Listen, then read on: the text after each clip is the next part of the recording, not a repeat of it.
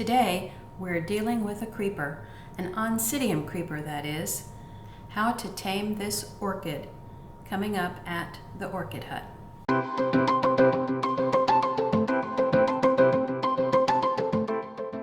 My name is Dana and welcome back to the Orchid Hut. Today we're going to be tackling a bit of a different situation. This is an Oncidium orchid that has been in this pot for a while. The history of this orchid in my collection is that I purchased it when it was in bloom. It's a gorgeous, no ID, and very yellow dancing lady Oncidium. It was blooming, and of course at some point along the way I repotted it. It has probably been in this pot now a couple of years, and when I repotted it the first time I did notice that it was a creeper. So it's one of these Oncidiums that likes to send the rhizome upwards, including all of the new pseudobulb growths upwards, and then of course all of the roots follow upwards.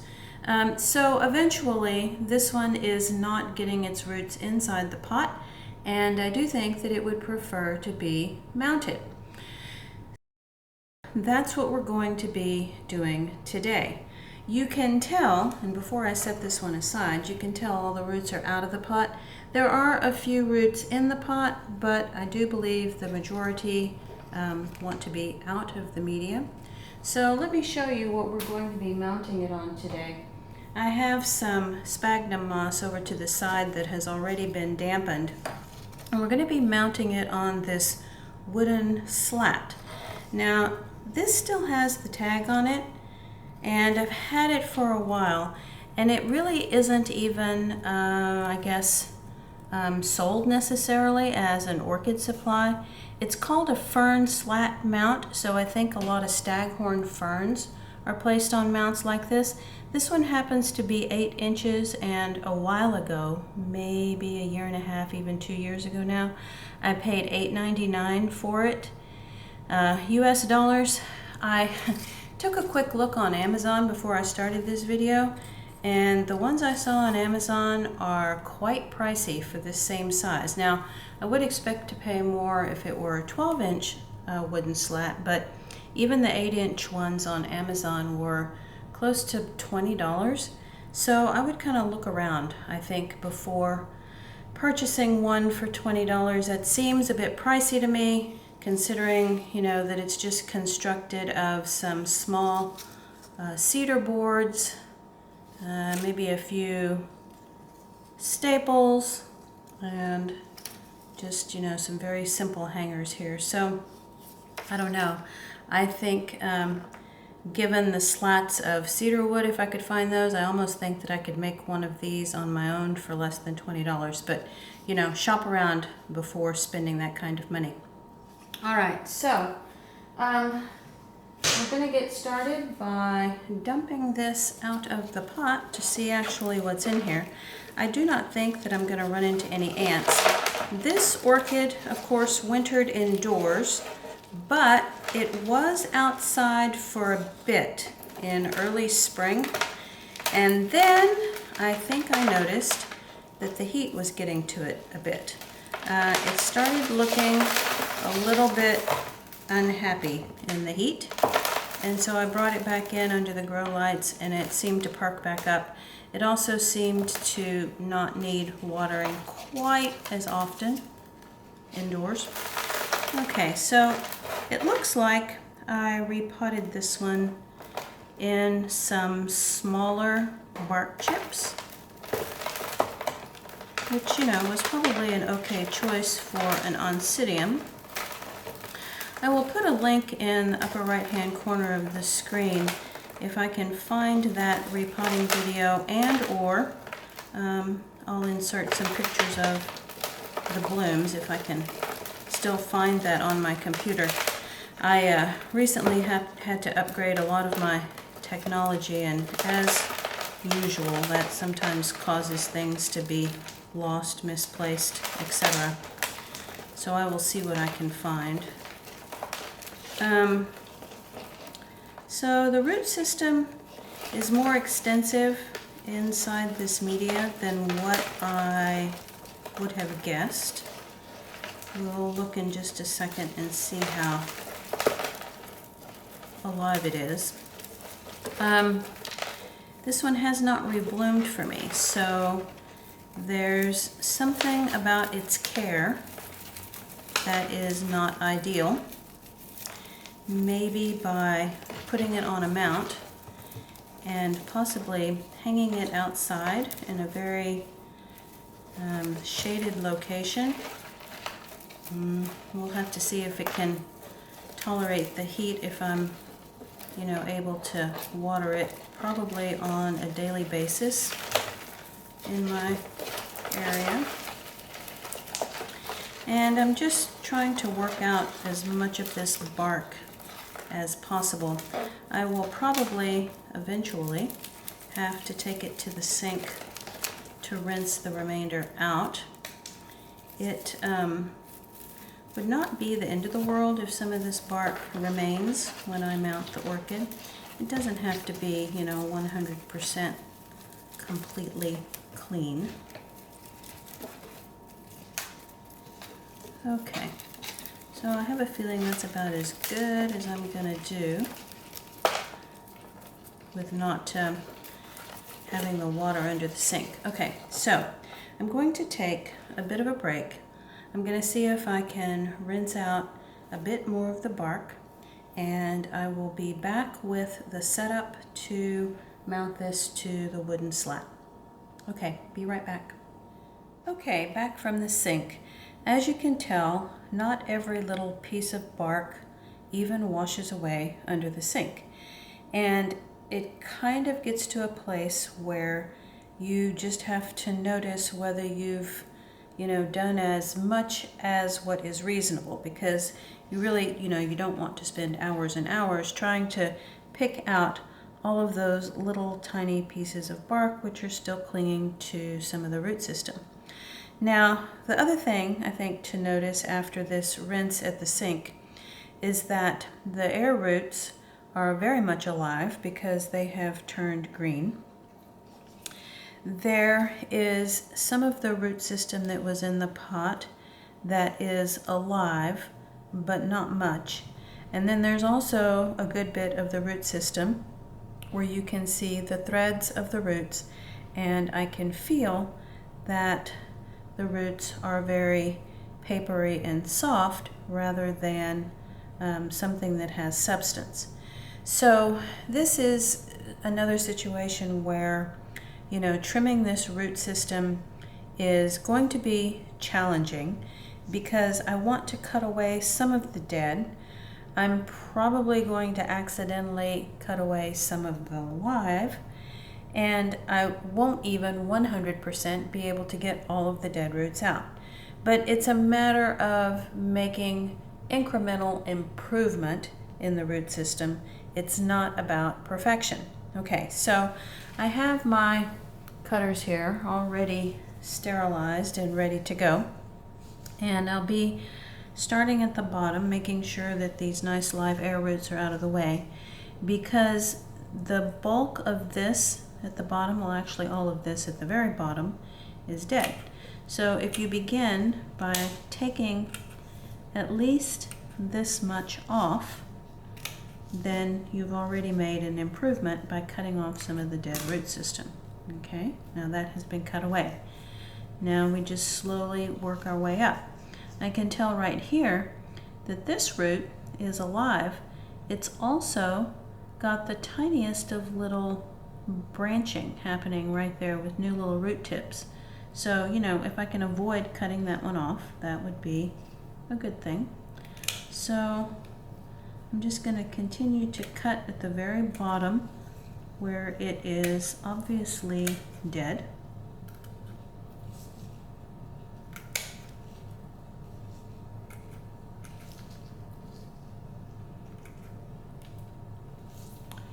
And over here, yes, even these right here up against the pseudobulb is dead.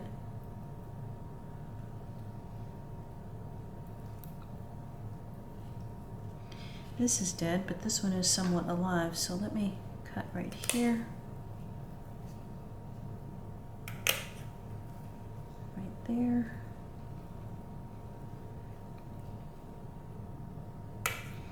It's amazing how even though some of these roots went into the medium,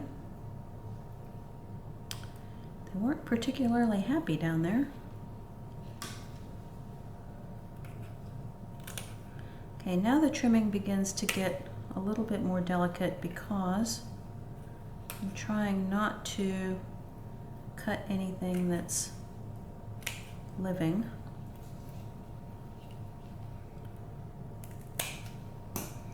And you'll notice that as I'm trimming the bulk of this dead root system away, that all of that leftover little tiny pieces of bark that I could have spent hours at the sink washing away is, you know, being cut away in the process of getting rid of the root system.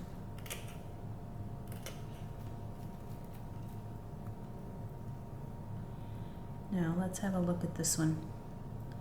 So this root is still alive at the upper portion.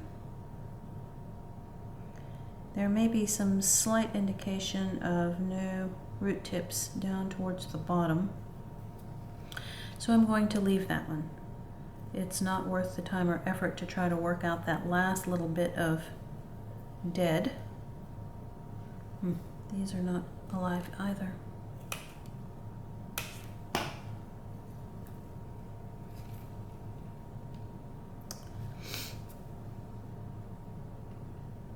Sometimes an orchid will sort of speak to you.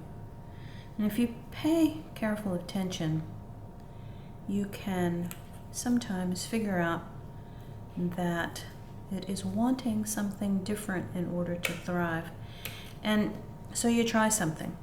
And you don't always 100% for certain know that what you're doing is going to make the orchid thrive, but if it's not doing well, my philosophy is you may as well try something a bit different.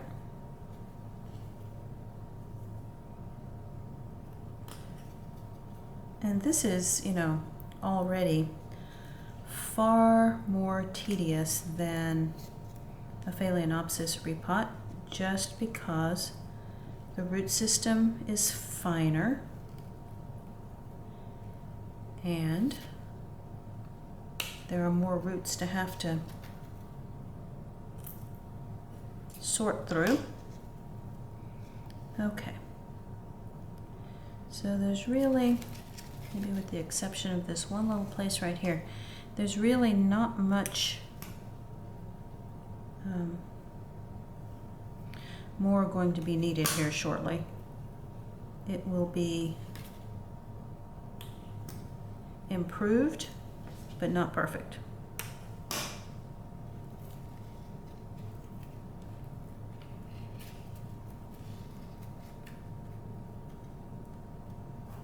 Okay, now next step is going to be to get off some of these sheaths. Now this is the pseudobulb that was in bloom when I purchased it. So let me see if I can cut that back just a bit more. This one is going to be watered differently once it's on a mount.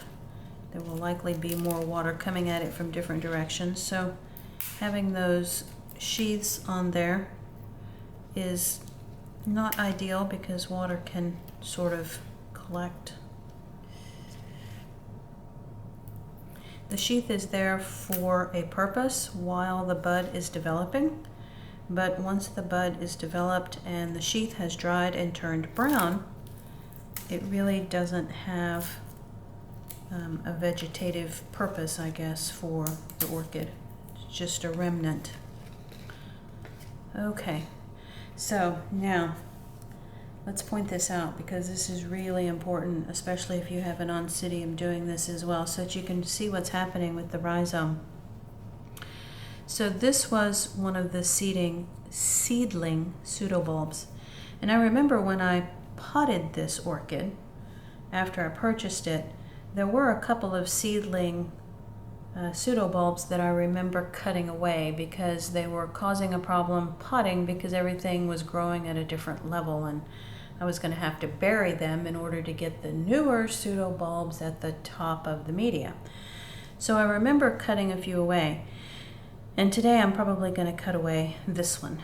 Now you can tell rhizome is here where my finger is, and the pseudobulbs are growing up. So this one was a little bit higher, this one was a little bit higher. These are the older ones, they've already lost their leaves. This one was a little bit higher, it still has its leaf. Now it began kind of curving, but growing up. This pseudobulb is higher than the previous one. And then curving around again, this pseudobulb higher than the previous one. And now the last two are even higher than the previous one. So it's a creeper, it's a climber. And this is the reason why I think it will do better on a mount. Okay, so I'm going to get this mess out of the way, and let's just go ahead and remove this one. And you always want to be judicious when moving these older pseudobulbs because they are storage units. They do still give the plant some energy. And what we need to do right here on this cut, it doesn't look particularly green, but it probably is. So I will get the cinnamon and be back, and we will dab that cut, and then we will proceed with getting this on the wooden slat. Okay, be back in just a second.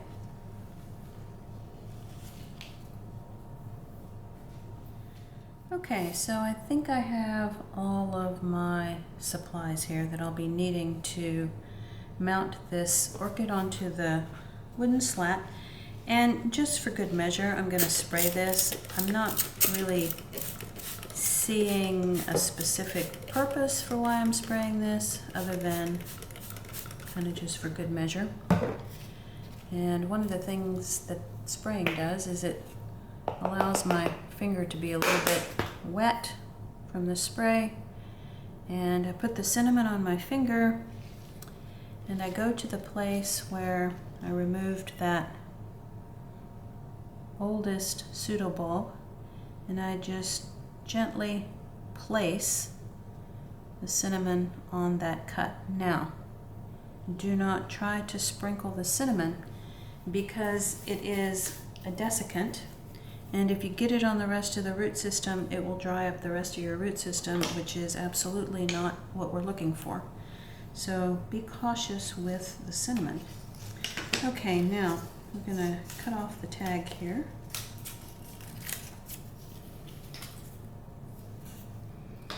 And this is the back side. And my plan is to actually hang this diagonally like this with just one length of chain so that I can put it under the tree out in the backyard. So I'm going to be mounting this sort of at an angle on purpose here. And I'm going to start by getting my wet sphagnum, and I'm going to be just attaching a small bed of this to the wooden slat. And thinking ahead here, the placement of this orchid is going to be the newer side of the plant against here so that the roots can attach and be next to the moss. And the older part of the plant will be facing out. Now you may think that that's not going to maybe look the best because the older part of the plant will be towards the front, but it is nonetheless what the orchid needs in order to be able to grow upward like it wants to do and attach itself to this mount. So I may also very well have the plant seeming like it's hanging kind of like down towards the bottom, but that's because I want to give it room to grow up. Okay, so I think maybe I can do this all in one step. You know, if the moss seems like it's going to be just falling off, then I will probably have to do this in 2 steps and strap the moss down first.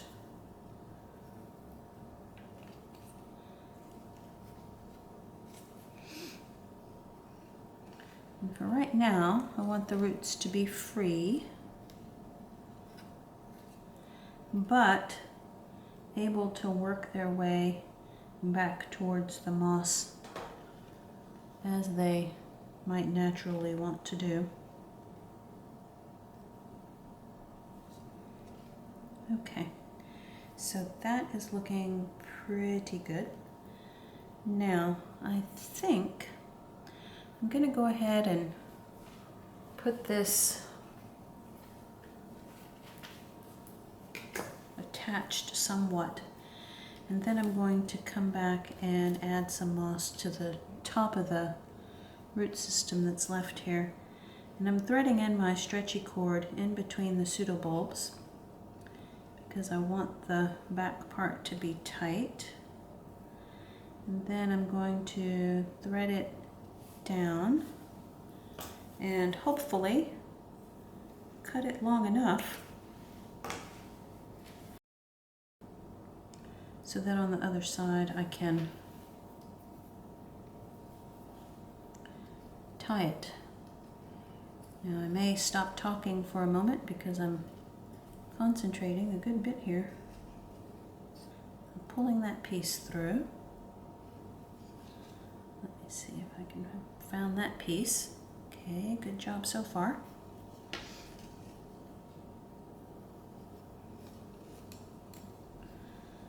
And let's see. I think I will make this initial tie just so that it's not falling away. Let's see if I can position this so that you can see. Now, if you have the wherewithal and the understanding of how this is working out back here, if you make a double knot, that's a good thing. If you can't quite see whether or not you're getting a double knot, it's okay too. It will still hold. I'm going to make that really tight. Okay. So let's see. See, it's already attached. Not completely securely, but enough so that it won't fall off. Okay, so let me cut these threads. What I love about using this beaded cord, and if you've watched some of my other videos, you've seen me use this before, but what I love about it is that it's easy to work with, easy to tie, and theoretically, by the time the orchid by the time that the stretchy cord deteriorates and snaps, the orchid should have had enough time to attach itself to the mount where you really don't need the tie anymore, as if it were growing in nature. And in the meantime, the stretchy cord is transparent, so you really don't see that it's tied on at all anyway. Okay, so you can see how this is getting started. I'm going to take a little bit more of a break. I'm going to get some more damp sphagnum to put down here at the bottom of this mount, and we will finish tying this one off. All right, back in a minute. Okay, so I have a little bit more damp sphagnum right here, but before I add that, I want to take a few more pieces of the stretchy cord and tie the moss that's at the top of the mount, just so that it doesn't, begin to fall away as I start to water this plant outside. So I'm going to put the stretchy cord behind that pseudobulb, and let's see if I can get it behind this one. Yep. Again, I want the roots to be free and not broken here. I'm going to work it down.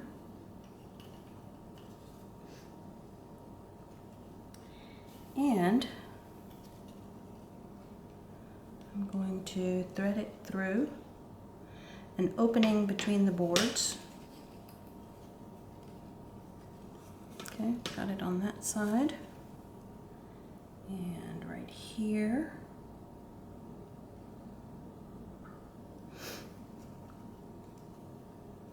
Well, this one is being a little more stubborn. Let's see.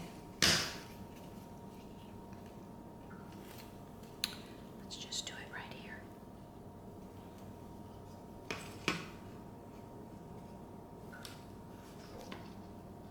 Okay, so there we go. There's the stretchy cord. Pull it a bit more this way. Sometimes whispering helps. Okay, now.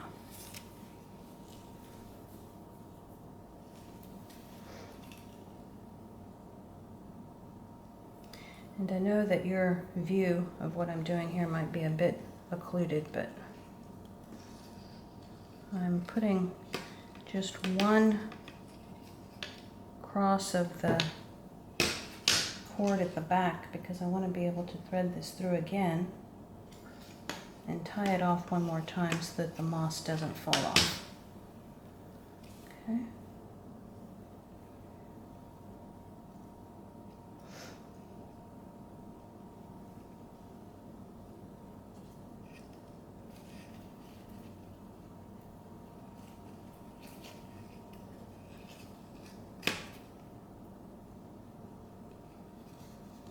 The other thing that I like about this stretchy cord is that even after you've tied it and you possibly see that there's a chunk of moss maybe falling away,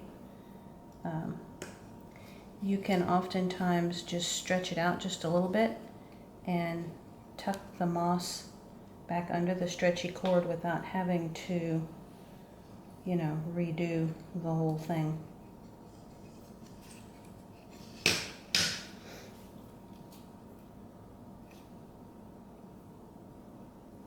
I know a lot of people use wire, but I just find it too heavy.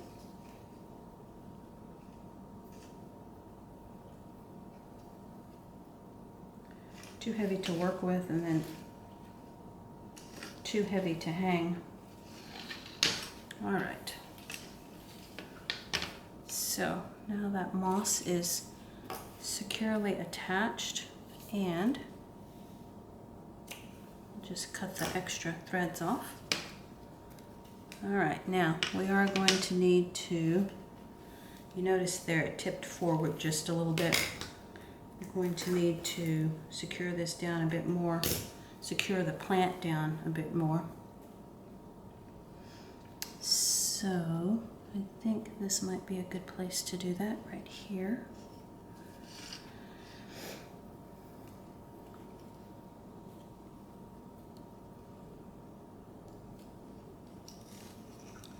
So there went one side, and see if I can get this on the other side of the board. There we go.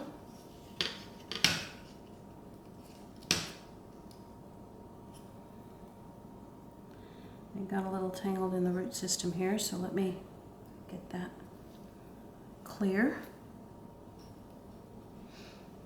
Okay. Oh.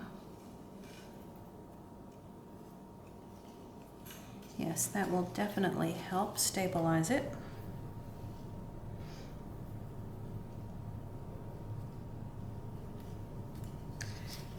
When working with this, I also find it a little bit easier to just do like one piece and tie it rather than try to hold it and keep it stable to do multiple wraps, especially in the beginning when it's a little bit loosey-goosey. But you do, you know, as you do more of these, you kind of find your own way of making it easier. Okay, and I think the other one we need to tie down is this one right here. This is what I would call definitely a labor of love, because this is tedious work. You really have to, you know, enjoy your orchids enough to not only plan a project like this, but, you know, take the time to execute it.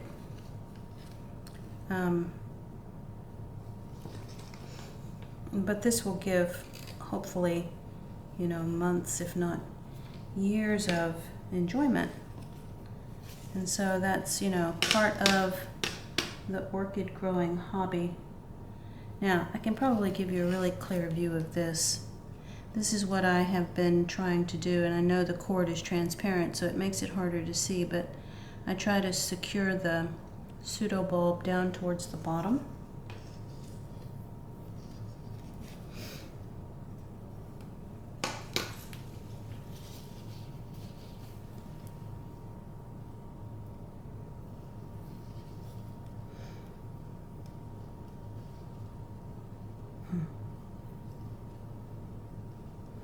If only someone paid me to do this work, right?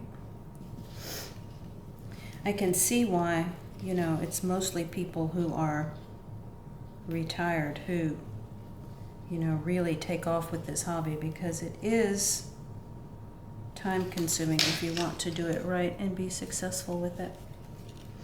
Okay, so now we are getting very close. This is very stable now on this mount, and it will be easy to add the moss at the bottom now. But before I do that, I'm just going to cut away these extra pieces so that they don't stick out. All right. Now let's add the moss at the bottom.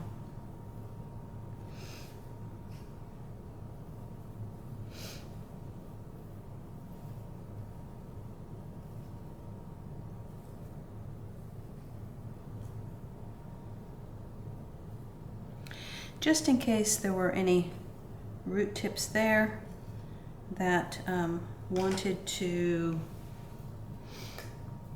branch.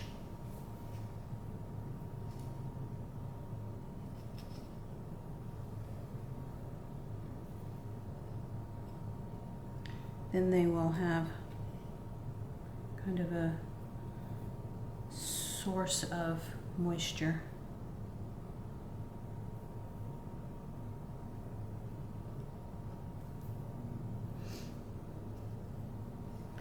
And, you know, once this is actually hanging outside and I water it a few times, I will, you know, notice where the moss appears to be maybe coming a bit loose. And like I said earlier, it's oftentimes easy enough to just tuck it in underneath one of the pieces of stretchy cord that's already there. Very seldom do I find a situation where I have to go get like another piece. There's usually enough stretchy cord there to manage.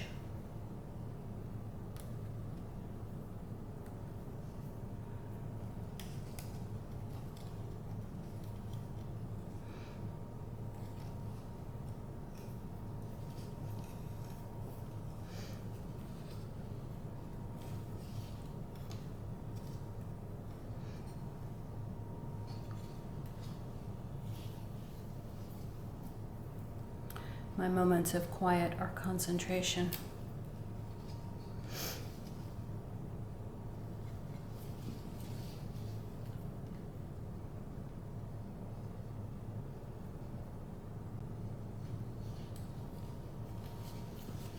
And always give yourself enough stretchy cord, because it is difficult to tie if you don't give yourself enough of an end to work with.